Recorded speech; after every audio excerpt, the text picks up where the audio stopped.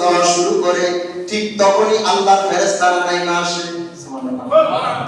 আয়েশা এইভাবে আল্লাহর ফেরেশতারা বিচরণ করতে থাকে, বিচরণ করতে থাকে, বিচরণ করতে থাকে, সারাটা রাত্র পর্যন্ত আল্লাহর ফেরেশতারা ঢুকাইতে থাকে আর আহ্বান করতে থাকে, আল্লাহর বান্দাদেরকে বলতে থাকে, এ বান্দারা, যখন ওই ফেরেশতারা রাত্র যখন শেষ হয়ে যায়, যখন ফজরের আযানটা শুরু হয়ে যায়, আযানের পর পর যখন সূর্য উদয়িত হইতে থাকে, তখন আল্লাহর ওই রহমতের ফেরেশতারা চলে যায়, আল্লাহর রহমতের স্পেশাল সেই রহমতের দরজা বন্ধ হয়ে যায়। এই মধ্য রজনীটা পুরাটা রজনী, সূর্যাস্ত থেকে সূর্যোদয় পর্যন্ত আল্লাহর রহমতের ফেরেশতারা এই সময়ের ভিতরে আল্লাহর বান্দাদেরকে আহ্বান করতে থাকে, করতে থাকে, করতে থাকে।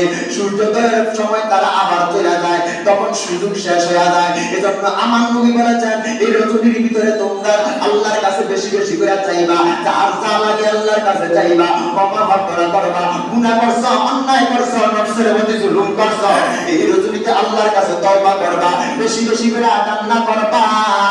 এই রজনীতে গরিবের আর মাথার এতিমের মাথার মধ্যে হাত বুলাইবা, গরিবদেরকে দান সদকা করবা, এই রজনীতে বেশি বেশি করে দান সদকা করবা, মানুষকে খাওয়াইবা।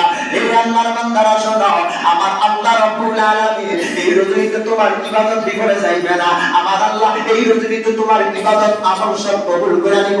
জোরে জোরে আওয়াজ দিয়া বল সুবহানাল্লাহ। আর এই রজনীতে আমার আপনার ইবাদতগুলো আল্লাহর কাছে উপস্থাপন যখন করা হইব, তখন আল্লাহর ফেরেশতারা যায় কইব রে, এই আল্লাহর বান্দারা, তখন আল্লাহর ফেরেশতারা আল্লাহর কাছে যায় কইব, আল্লাহ তোমার এই বান্দারে দেখেছি এমন ইবাদত করতেছে।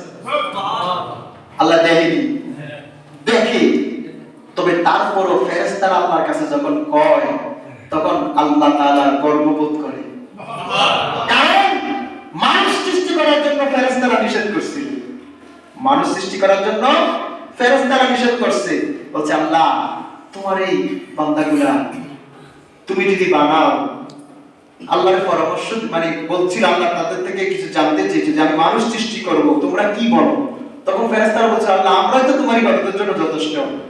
কারণ আল্লাহ ফেরেশতারা সর্বদা আল্লাহর ইবাদতে নিয়োজিত। আমরা মানুষ এই ইবাদত করছি, এই নামাজ পড়ছি, করতে পারে আবার আল্লাহর নাফরমানিতে নিমজ্জিত। কথা ঠিক কি না? আমরা মানুষ করতে ইবাদত করি, এর চেয়ে বেশি গুনাহ করি। কিন্তু আল্লাহর ফেরেশতারা আল্লাহ যেই কাজে নিয়োজিত করে রাখছে, সেই কাজেই তারা নিয়োজিত। এক মুহূর্ত বা এক ইঞ্চির জন্য এদিক সেদিক করে না। ওরা সর্বদা আল্লাহর ইবাদতে, আল্লাহর ইবাদত মানে আল্লাহর হুকুম মানা, আল্লাহর হুকুম মানা। আল্লাহ যেই ফেরেশতারা যেই কাজে নিয়োজিত রাখছে, যেই হুকুম দিয়ে রাখছে, ওই ফেরেশতা আল্লাহর সেই হুকুম থেকে এক চুল পরিমাণ সরে দাঁড়ায় না। অর্থাৎ ফেরেশতারা বলতেছে, আল্লাহ আমরাই তো তোমার ইবাদত করার জন্য যথেষ্ট, তোমার হুকুম মানার জন্য। এই মানুষগুলি কেন বানাইবা? এরা কাটাকাটি করবে, এরা রাহাজানি করবে, এরা জমিনে বিশৃঙ্খলা সৃষ্টি করবে, এরা তোমার ইবাদত করবে না। আল্লাহু আকবার বলেন না? আল্লাহ বলেন, আমি যা জানি তোমরা যা তা জানো না। এই ফেরেশতাদেরকে নিয়ে আমার আল্লাহ তখন গর্ব করে, দেখো ফেরেশতারা তোমরা নিষেধ করেছিলা, আমার এই মানুষ ইনসান আমি আল্লাহর ইবাদত করতেছি। আল্লাহ তাআলা ফেরেশতাদের সঙ্গে গর্ববোধ করে। আল্লাহু আকবার বলেন না?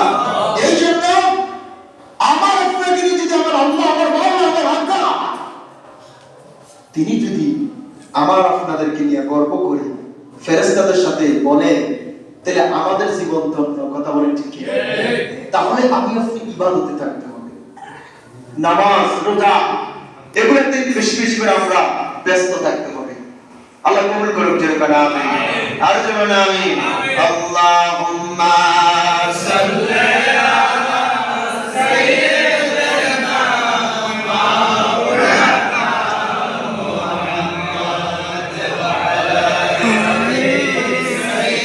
সাইয়্যিদিনা মাওলানা মুহাম্মদ। আল্লাহুম্মা সাল্লি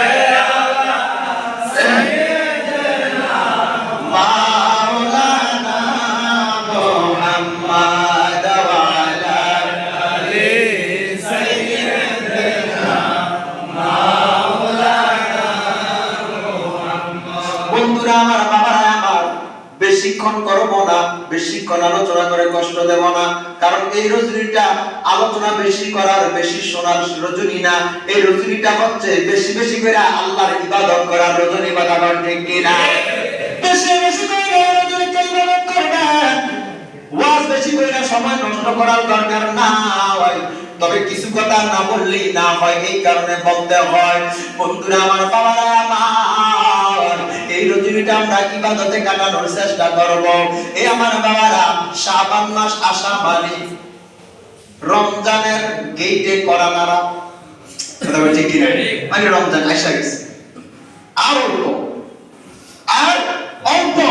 এই তো 15 দিন, আজকে 15তম দিন চলতেছে, আর 15 দিন, চাঁদের উপর নির্ভর করে ধরেন, এরপরেই রমজান। আলহামদুলিল্লাহ। এই রমজানটা যেন আমরা সবাই পাই, হায়াত আল্লাহ পর্যন্ত যেন আমাদেরকে বাড়ায় দেন। জোরে করে আমিন। আমিন করে আমিন। এই জন্য শাবান মাস আসছে।